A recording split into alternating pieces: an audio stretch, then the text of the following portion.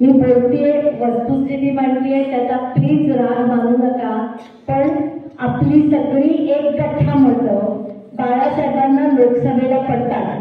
एकही मत इकडे तिकडे जात नाही. पण मग ती ग्रामपंचायतीला कुठे जातात?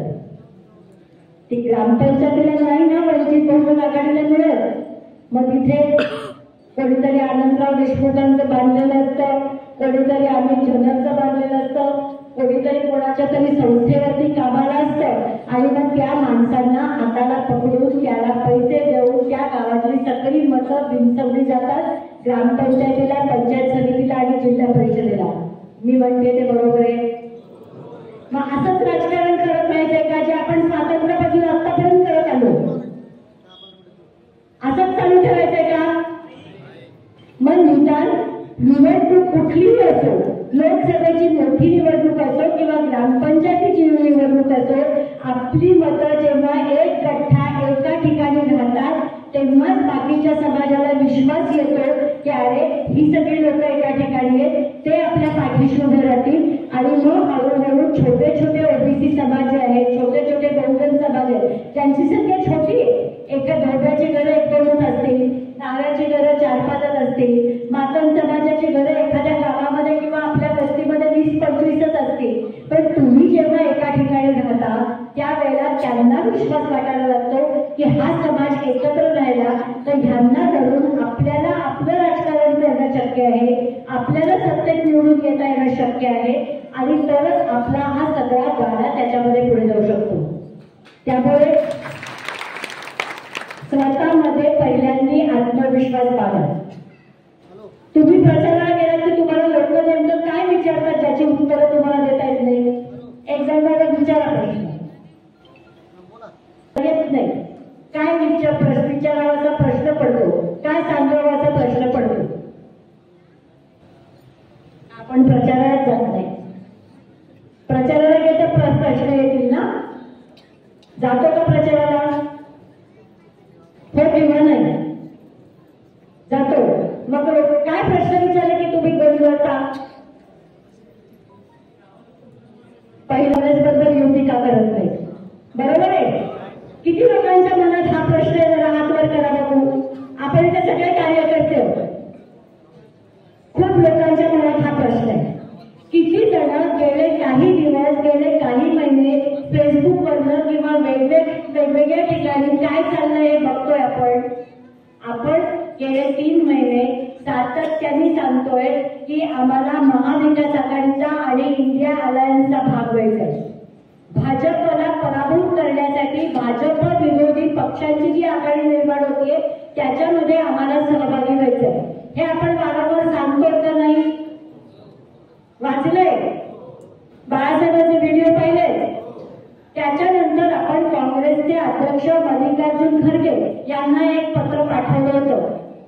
माहितीये किती जणांनी वाचलंय ते?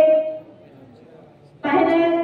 आता सगळ्यांच्या मोबाईलमध्ये बाळासाहेबांची भाषणांचे कात्रण ठेवायची, प्रेस कॉन्फरन्सची कात्रण आपल्या मोबाईलमध्ये ठेवायची.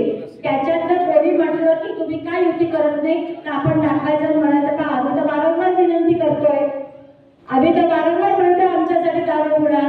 आम्ही तर आमच्या मुंबईच्या महासभेला राहुल गांधींना आमंत्रण दिलं होतं, ते नाही येऊ शकले. आम्ही समजू शकतो निवडणुका चालू होत्या 4 राज्यांच्या, पण त्यांनी नाना पाटोलेंना पाठवलं आणि आम्ही आमच्या एवढ्या प्रचंड जनसमुदायासमोर त्यांना भाषण करून दिलं. आम्ही अजून काय करायचं?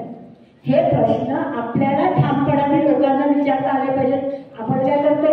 कोणी हो ना बाबा काय करावं, युती तर करायला पाहिजे. आता आपणच आपल्याला खुदबुद सुरू करायला लागतो आणि मग आपल्यालाच वाटायला लागतं की आपण युती करत नाही आहोत. अरे काँग्रेस आपल्याला घेत नाहीये, काँग्रेसला वंचित बहुजन आघाडीची मदत मागायला लाज वाटते, हे तुम्ही ठामपणाने सांगायचं गरज आहे.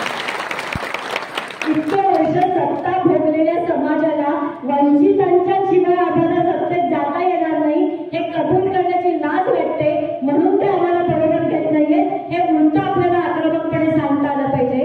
पण हे सांगा, आपल्या प्रत्येक गावामध्ये प्रस्थापित एक समाज असतो, एक छोटासा मध्यमवर्गीय कमी मध्यमवर्गीय असतो आणि एक पोटावरती हात असणारा समाज असतो.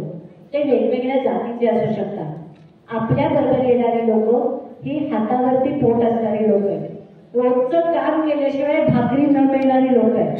आज पोरं शिकली आहेत पण त्यांना रोजगार नाहीये, पण आपल्या जिल्ह्यात आणि आपल्या तालुक्यातच नोकऱ्यांच्या संधी उपलब्ध नाहीयेत अशी असणारी लोक आपल्या गावामध्ये आहेत. आणि हीच लोक आपले मतदार होऊ शकतात, हीच लोक आपल्या प्रवासामध्ये येऊ शकतात. आणि आपल्या गावात अशी कोण कुटुंब हे तर आपल्याला फक्त माहिती असतं का नसतं? त्यांच्यापर्यंत पोहोचा, त्यांना सांगा की प्रत्येक हाताला रोजगार मिळण्याची योजना ग्रामीण भागामध्ये फक्त बाळासाहेबच देऊ शकतात.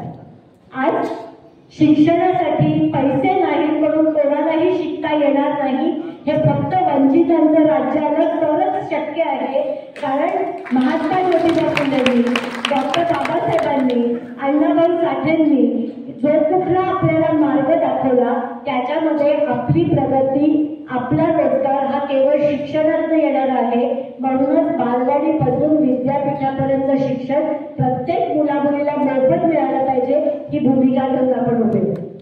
ही आता तुम्ही टाळ्या वाजवल्या की मलाही खूप बरं वाटतं. कुठल्याही भाषणामध्ये आपल्या ऐका नका तुमचं, पण केवळ टाळ्या पुरेशा नसतात, ते विचार लोकांच्या पर्यंत पोहोचवलं तर ती खरी गार असते.